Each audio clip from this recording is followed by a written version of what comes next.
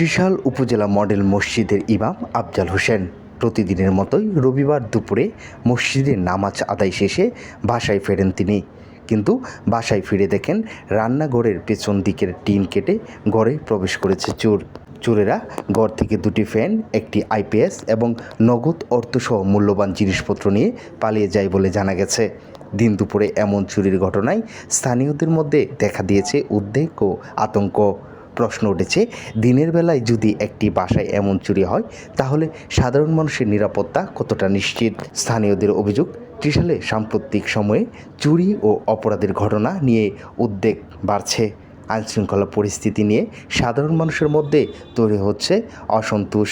একজন মসজিদের ইমামের বাসায় দিনের বেলায় চুরির ঘটনা এখন সাধারণ মানুষের একটাই প্রশ্ন, চোর চক্রকে শনাক্ত করে আইনের আওতায় আনতে আইনশৃঙ্খলা বাহিনী কত দ্রুত কার্যকর পদক্ষেপ নেয়। ত্রিশালের মানুষের নিরাপত্তা নিশ্চিত করতে নিয়মিত টহল, নজরদারি এবং অপরাধীদের বিরুদ্ধে দ্রুত ব্যবস্থা নেওয়ার দাবি জানিয়েছেন স্থানীয়রা।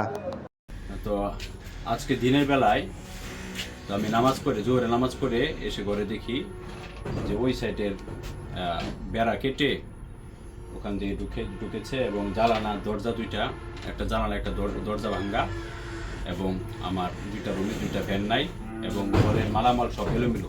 আমাকে নামাজ পড়াতে যেতে হয়। তো দিনের বেলায় যদি আমার বাসায় এইভাবে, আমি একজন সরকারি একটা মসজিদের পেশ ইমাম পদে দায়িত্বরত আছে, আমার বাসায় যদি আজকে নিরাপদ না থাকে তাহলে বাকি এলাকার কি অবস্থা, এটা আপনারা একটু বিষয়টা বিবেচনা করে দেখবে।